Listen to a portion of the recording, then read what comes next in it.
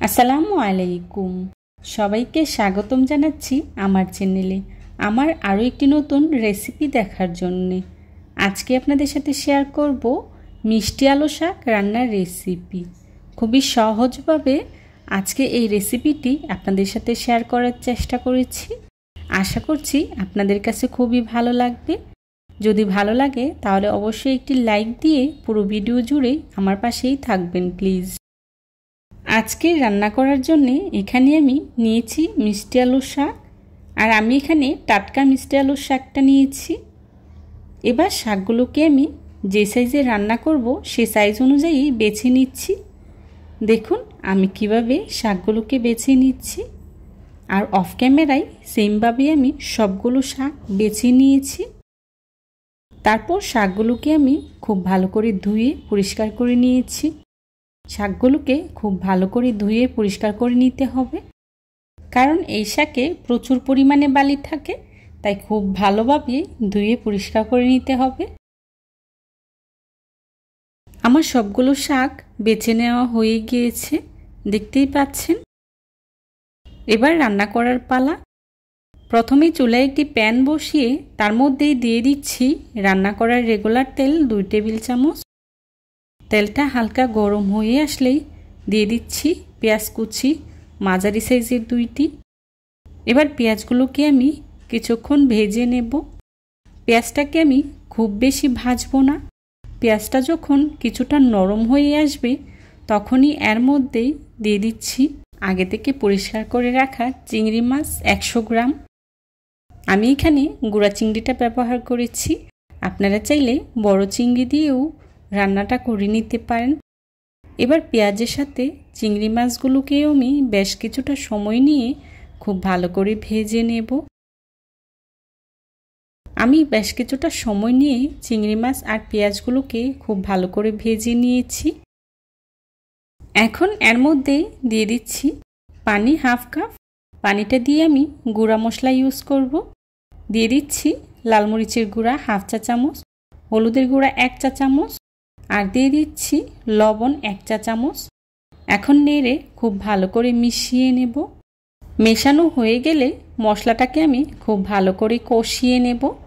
তেলটা যখন উপরে ভেসে উঠবে তখনই এর মধ্যে দিয়ে দিচ্ছি আগে থেকে কেটে রাখা আলুগুলোকে আমি কিউব করে কেটে নিয়েছি। আপনারা আপনাদের পছন্দ অনুযায়ী কেটে নিতে পারেন।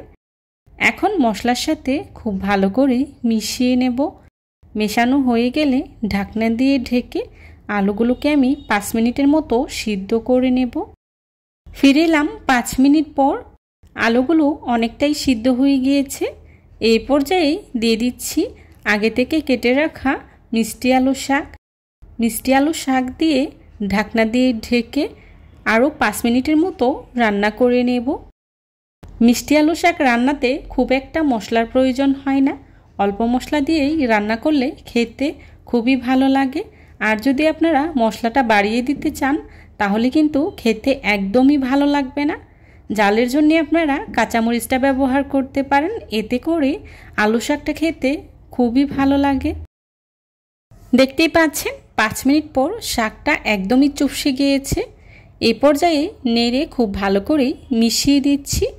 মেশানো হয়ে গেলে ঝোলের জন্য দিয়ে দিচ্ছি পরিমাণ মতো পানি।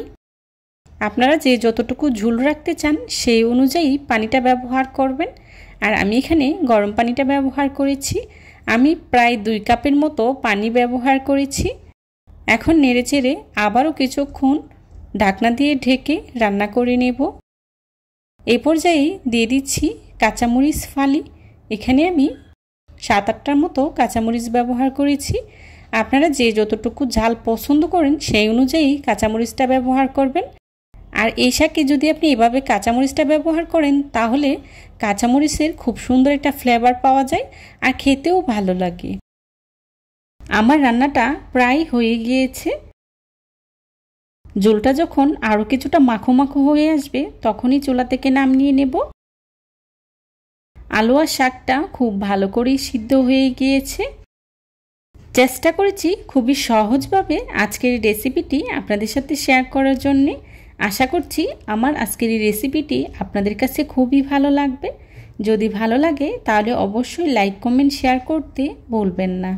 আপনাদের একটি লাইক এবং একটি কমেন্টস আমাকে নতুন নতুন কন্টেন্ট তৈরি করতে অনেক উৎসাহিত করে। যারা এতক্ষণ ধৈর্য সহকারে আমার ভিডিওটি দেখেছেন তাদেরকে জানাই অসংখ্য ধন্যবাদ। আমি একটি সার্ভিং ডিশে সার্ভ করে নিয়েছি।